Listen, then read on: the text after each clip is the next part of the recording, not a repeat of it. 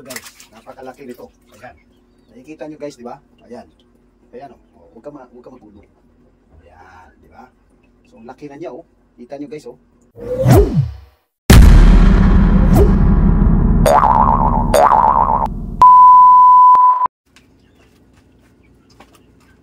Yo, what's up mga guys, no?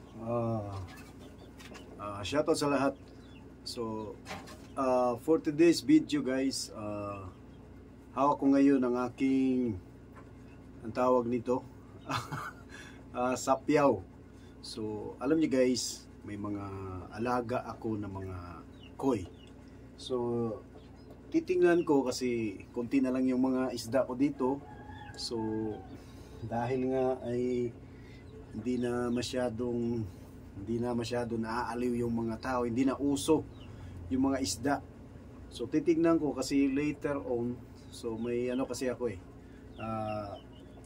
may buyer kasi ako dito sa aking isda. So wala kaming shoot today, kaninang umaga nag-shoot kami, kasama ko yung aking team sa Kinabuhing Pobreta. So ipapakita ko sa inyo guys yung aking mga alagang isda. So kunti na lang sila kasi yung iba na ibenta ko na kasi nga hindi na uso yung mga koi. So ipapakita ko sa inyo guys So wala akong cameraman ngayon, ako muna ang nagkakamera. So ayan guys ipapakita ko sa inyo yan. Ito yung aking fish pan maliit na fish pan. Mababa lang yung ginawa ko.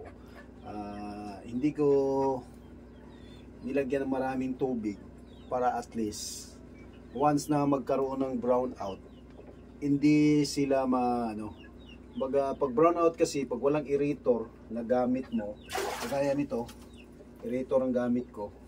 Kasi pag walang aerator, hindi talaga makahinga yung mga koi. Kaya yun ang paraan ito yung technique na paraan para hindi mamamatay yung isda mo. Kasi pag mababa yung tubig, yung paghinga nila talagang di ba? Okay, so papakita kasi inyo guys Uhulihin ko lang yung mga yung mga kunti na lang kasi sila. Ito guys. Ayan guys, di ba? Nakikita nyo. So ito yung aking isa. Ito yung isang Uy, maliksi. So ito sila guys Ayan. Uhulihin ko muna sila. Ito guys. Uy, ang hirap hulihin pag wala kang malaking So ito sila guys. Ayan. Kita ko sa inyo guys Ayan.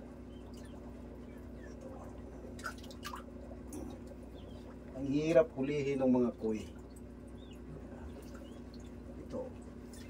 Ito guys sandali na. Hindi ka dito, lumabas ka.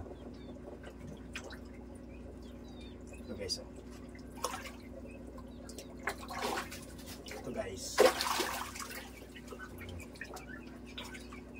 Ito guys, napakalaki nito. Ayan. Nakikita nyo guys, di ba? Ayan.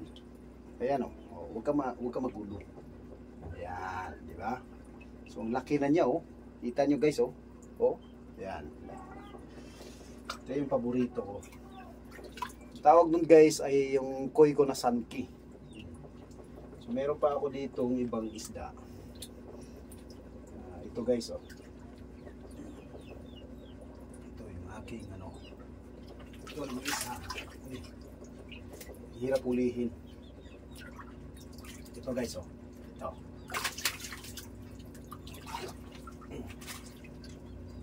Ito naman guys. Ayan yung ayan. Uy! Sus! Naku! Pa sa tuwa sa lupa. So yun yung mga alaga kong mga isda mga guys. Kasi dati yung mga malaki kong koi naibenta ko na kasi nga hindi na uso yung isda Kaya ang ginawa ko ito na lang.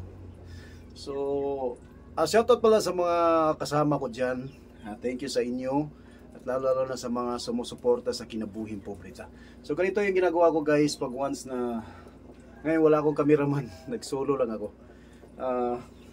Kasi yung mga kasamahan ko ngayon, busy sila kanina, nagbablog kami sa yun. Thank you pala sa mga followers namin dyan na sumusuporta sa amin. So thank you sa inyo guys, and magandang araw.